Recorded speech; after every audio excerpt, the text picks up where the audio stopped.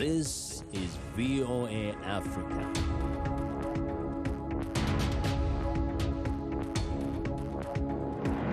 Hello, I'm Esther Githui-Ewart. It's Friday, July 16th. Welcome to Africa 54. We continue to work remotely because of the COVID-19 pandemic. But what hasn't changed is our commitment to bringing you the latest and most important news from the African continent and around the world. This is today's Africa 54. It has been a harrowing week for many of South Africa's citizens. Violence, arson, and looting triggered by the imprisonment of former President Jacob Zuma last week for contempt of court has engulfed the nation. But slowly, the malicious vandalism is beginning to ebb in some areas, leaving communities to pick up the pieces. Now, many residents aren't sure how they will survive. Matthew Larotonda reports.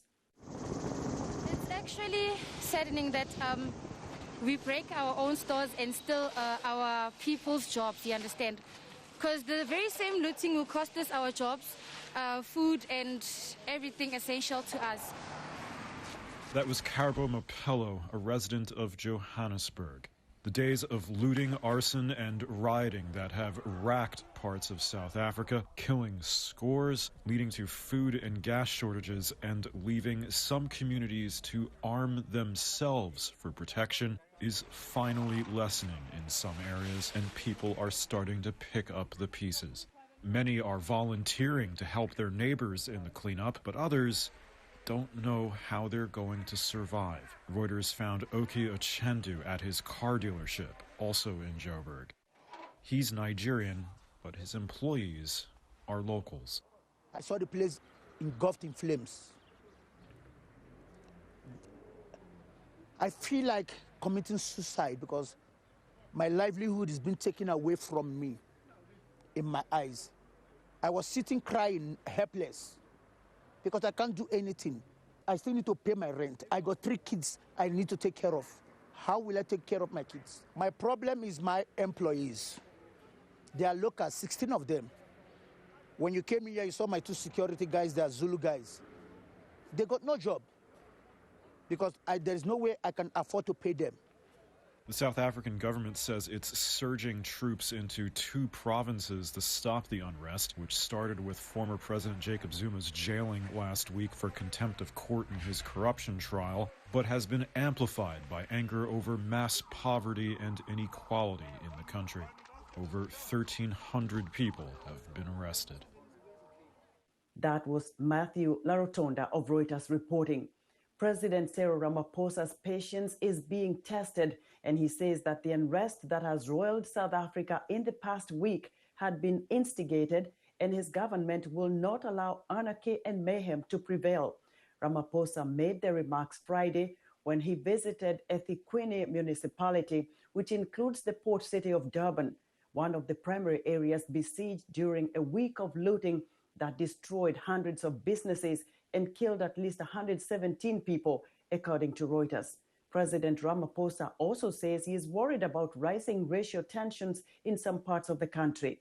Community members in some of South Africa's worst affected areas began a cleaning initiative on Thursday, removing trash from the streets of Johannesburg and Durban. One community member talks about the harm of vandalizing and looting your own neighborhood. Several neighborhoods were quiet on Thursday ahead of an unexpected surge in soldiers on the streets. South Africa's Defense Ministry says it is planning to deploy up to 25,000 soldiers in the KwaZulu-Natal and Gauteng provinces, where security forces were struggling to quell days of looting, arson, and violence. 10,000 troops are already on the streets of several South African cities. Shopping malls and warehouses have been ransacked or set ablaze in several cities, mostly in Zuma's home in the KwaZulu-Natal province, especially Durban and the financial and economic center, Johannesburg, and surrounding Gauteng province. Now to Libya, where Amnesty International says that migrants being held in detention camps are subjected to horrific sexual violence at the hands of guards, including being forced to barter sex for clean water, food, and access to sanitation. The report, which focused on migrants intercepted in the Mediterranean and who disembarked in Libya in 2020 and 2021, suggests worsening conditions in the camps despite being recently placed under the control of the Libyan Interior Ministry. Pope Francis and the United Nations Secretary General Antonio Guterres are calling for the camps to be shut down. The findings come from interviews with 53 refugees and migrants between the ages of 14 and 50 from Nigeria, Somalia, and Syria, and most of whom were still in Libya and who had been able to flee camps or had access to telephones. Some pregnant women inside the camps told Amnesty they had been repeatedly raped by guards, while some male detainees say they were forced to wear only underwear to humiliate them. Others, including boys, described being groped and violated. At least 20 countries across Africa are in the grip of a third wave of COVID-19 infections, according to Africa CDC. Still, the rates of vaccinations are very low. VOA's Justin Marlin Kanzadian has this report. With the new Delta variant becoming dominant in at least 10 of the 20 countries experiencing a third wave of COVID-19, according to the WHO, less than 2% of Africans being fully vaccinated, and the premature relaxation of restrictions, this surge in cases isn't exactly a surprise, and it could get worse. In total, on the continent, there have now been almost 5.7 million COVID-19 cases, and 146,000 people, sadly, have lost their lives. New cases have increased for the 7th week running. For Africa, the worst is yet to come as the fast-moving third wave continues to gain speed and new ground in countries. More vaccines will be available through COVAX in the next few months, but some officials say that's not fast enough. Let me put it very bluntly. We are not winning in Africa. We are not winning in Africa, this battle against the virus. So it really doesn't matter to me at this point whether the vaccines are from COVAX or from anything. What we need is rapid access to vaccines to member states. Availability isn't the only hurdle. Nations such as Angola and Eswatini made good use of the vaccines received so far, using nearly 100% of their doses, according to the WHO. But many other countries did not, and are still fighting issues regarding access as well as hesitancy. Both need to be solved, or the waves will keep coming. So we don't want vaccines to be available and people not taking them, or we don't want people who wanted to get vaccinated and not having enough vaccines. The international community need to keep the effort to get the vaccines in Africa, but also local government in Africa need to work on the issue of vaccine hesitancy. And the mixed messaging isn't helping. For instance, the AstraZeneca vaccine produced in India has been approved by the WHO and been given to many people in Africa, but it's now not being recognized for the European vaccine passport. The World Health Organization, the EU, the CDC, and also the Chinese, they need to speak the same language. That would help us go out there and convince the people that there is no conspiracy around this vaccine. The WHO reports that some countries in Africa have yet to receive any vaccines at all. And some experts there say it's an obligation of wealthier nations that have more supplies than they will use to get those vaccines to people who need them. Justine Mullen-Kanzadian, VOA News, Washington, D.C.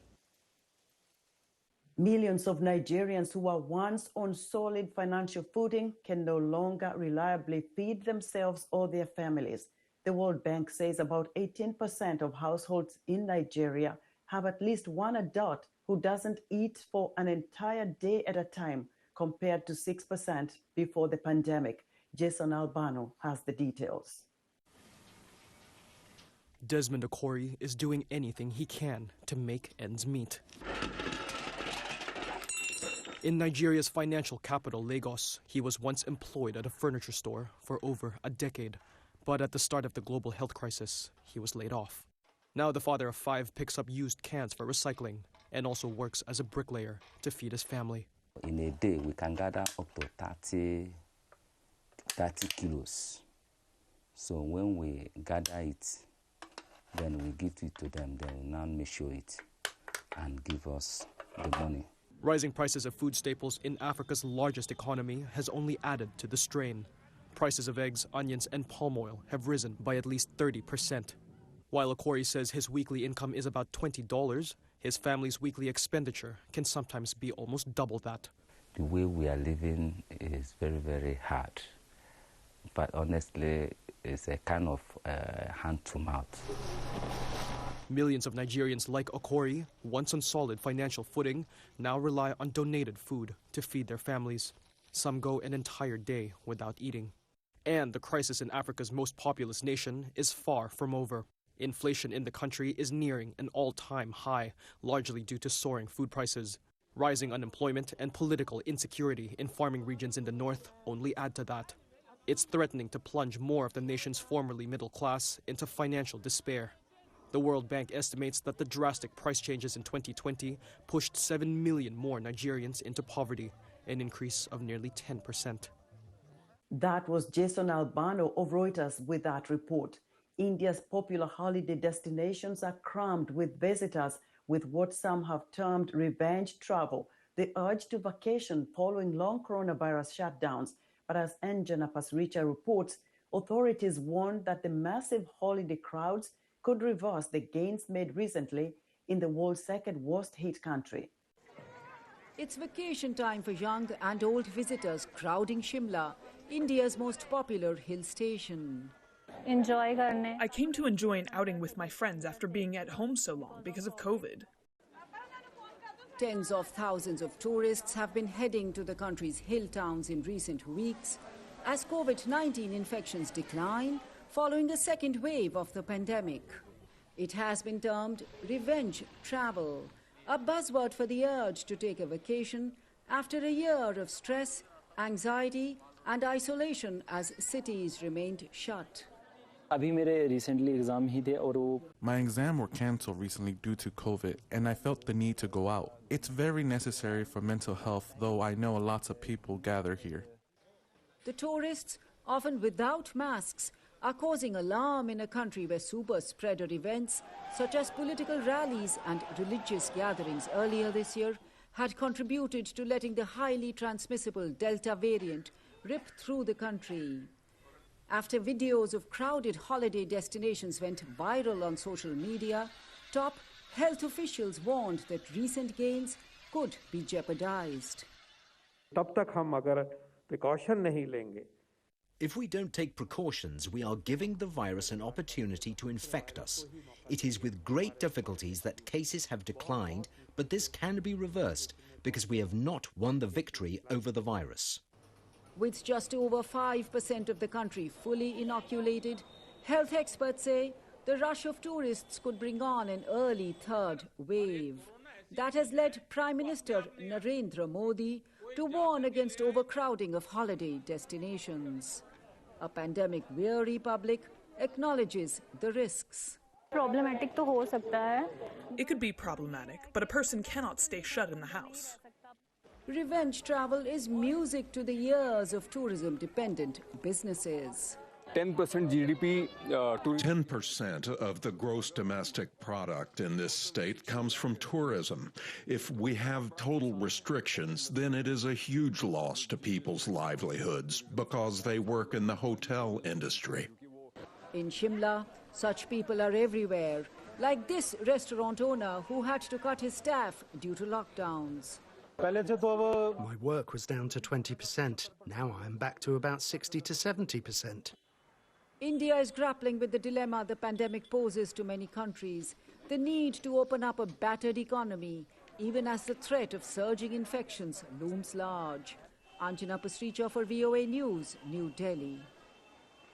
Let us know what you think about Africa 54. Join the discussion on Facebook. The address is Africa 54. We're also streaming our broadcast live on Facebook. Please watch and share our show with your friends. Also, check out our headlines 24/7 on voaafrica.com. Next up, in our entertainment segment, a closer look at the continent's top 3 up-and-coming music artists. We'll be right back.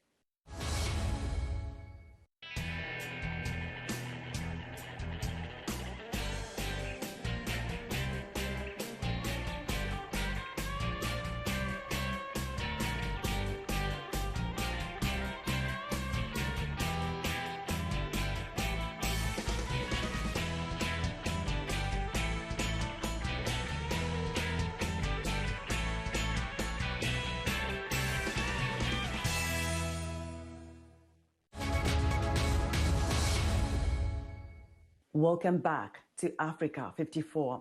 U.S. President Joe Biden hosted German Chancellor Angela Merkel at the White House on Thursday.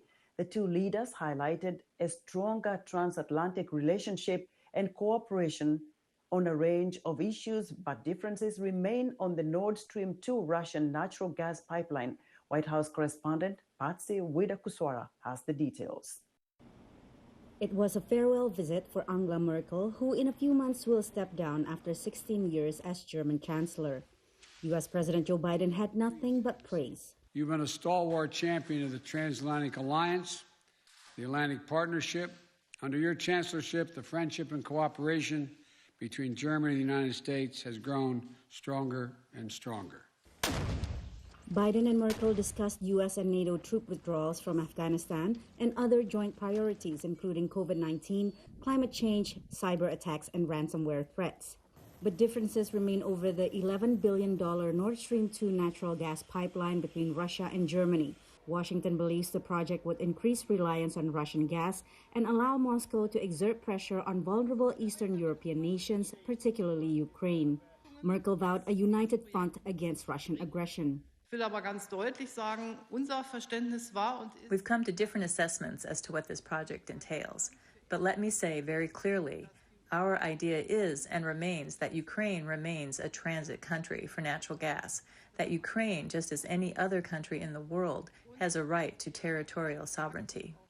Biden recently waived sanctions against German entities involved in Nord Stream 2, angering Democrats as well as Republicans in Congress. By the time I became president, it was 90% completed, and imposing sanctions did not seem to make any sense. It made more sense to work with the Chancellor on finding out how she would proceed based on whether or not Russia tried to essentially blackmail Ukraine in some way. On China, Merkel and Biden pledged to stand up to Beijing's human rights violations, but disagreed on economic relations. Under Merkel, German trade ties with China have deepened. Despite these differences, bilateral relations appear warmer following Merkel's turbulent relationship with former President Donald Trump. Trump refused to shake Merkel's hand in 2017, clashing over issues including NATO contributions, multilateralism, and trade. There's a new alignment between the United States and Germany that is going to be important for the future, because as the UK has left the European Union, in particular, Germany is clearly now Europe's central power, and working with Europe's central power will be important to U.S. interests. Ahead of Merkel's visit at the Pfizer headquarters in New York, protesters demanded the waiver of intellectual property rights on the coronavirus vaccines. Biden supports the idea, while Merkel argues it would harm scientific research. At the White House, Patsy Widakuswara, VOA News. 29 elite athletes from 11 countries comprise the International Olympic Committee Refugee Olympic team. The group will compete in the Summer Games in Tokyo that open later this month. As VOA's Laura Bowman reports, it is only the second time in history that a team of refugee athletes will compete in the Games. These South Sudanese athletes are among the 29 athletes on the Refugee Olympic team. They'll compete in the Summer Games in Tokyo that open on July 23rd. For the 29 athletes that I'm going to lead, I think we will not miss a medal.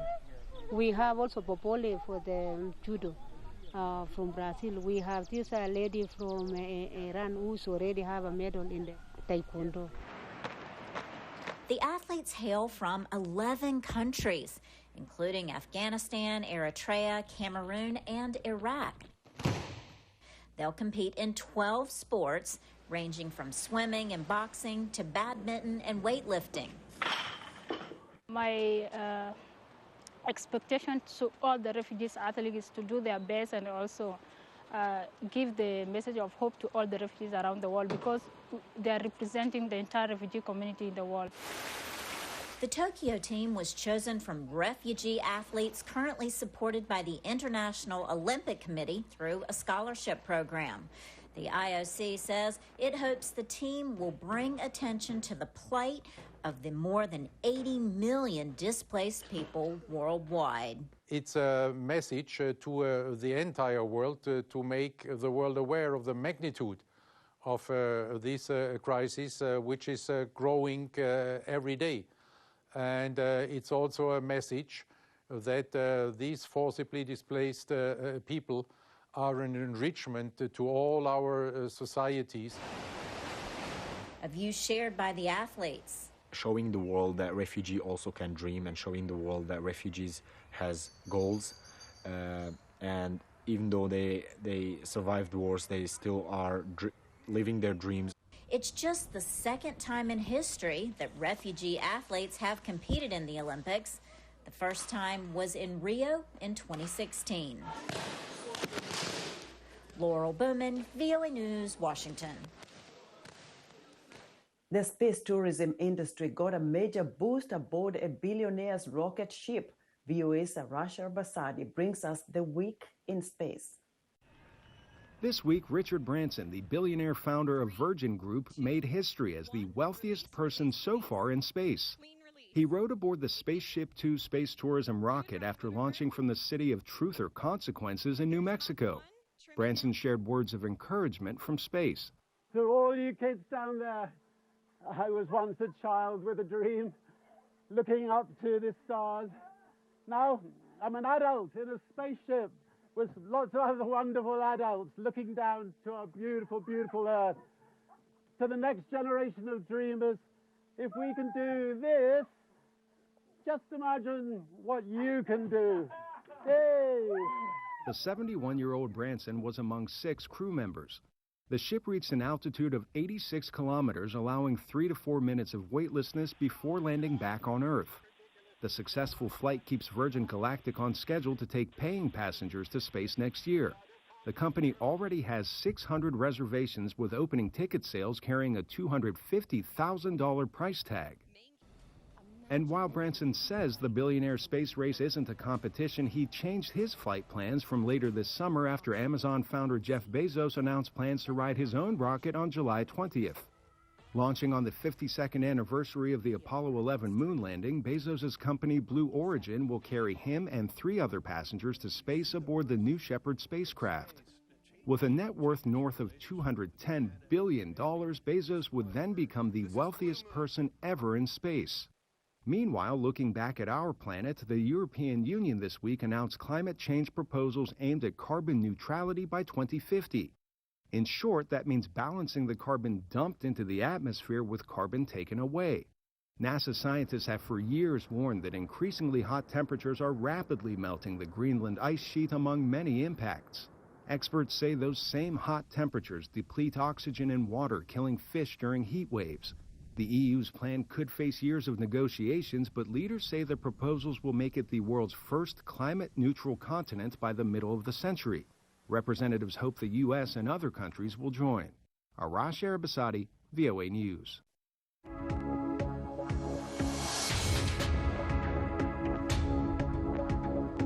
If you like to keep ahead of the current trends in African music, we've got you covered. Ethnomusicologist and host of VOA's Music Time in Africa radio show, Heather Maxwell, has this roundup of the latest top 3 artists on the rise.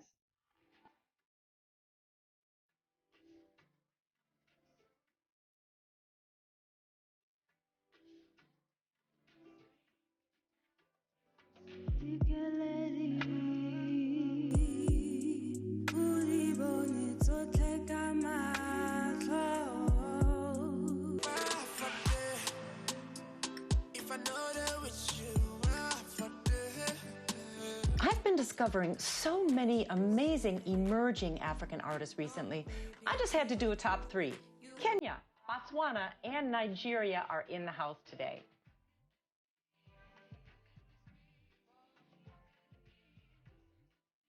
Karen is a 27-year-old singer-songwriter from Kenya. She's been in the game for about a decade or so. She has a music degree from Berklee College of Music, based in Boston, Massachusetts, USA, and has been rocking her solo career lately. In March 2021, she released an EP. It's called Catch a Vibe, including some hot, vibey visuals.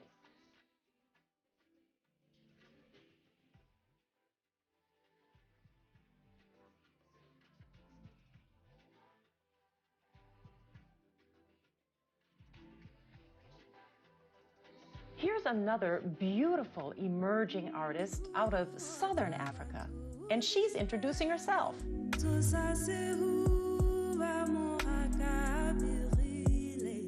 Hi Heather, my name is Mposibina. I'm very excited to be on Music Time in Africa. I am a singer-songwriter from Botswana, and I just released my latest video titled Dikeledi, which is available on YouTube, and the video is entirely in sign language. I just wanted to include the deaf community into my music, and yeah, I'm very excited about it.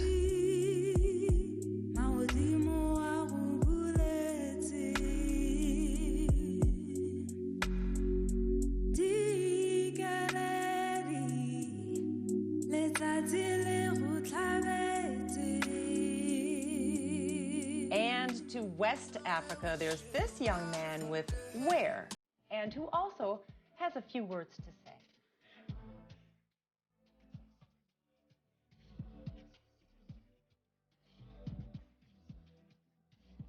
Hi, Lady Master. This is Derib, full name Branson, born and raised in Lagos, Nigeria. I'm an Afrobeat, Afropop, highlight musician, and I started my music career 5 years ago. My most recent single is titled Where, is a song about love.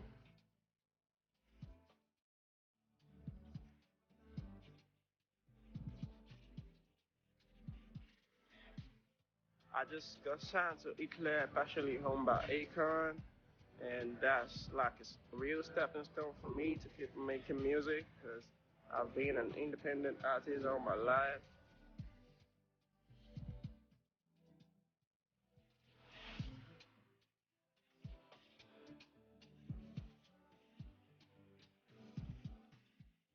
And I think you should watch out for my next music coming out soon. It's like to say you love me. Thanks.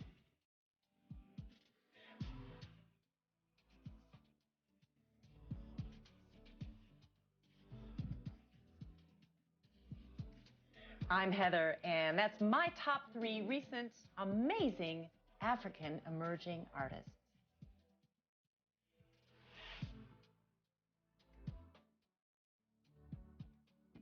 And that's our show for today. Be sure to watch Africa 54 on our website at voaafrica.com. From all of us here in Washington, have a great weekend.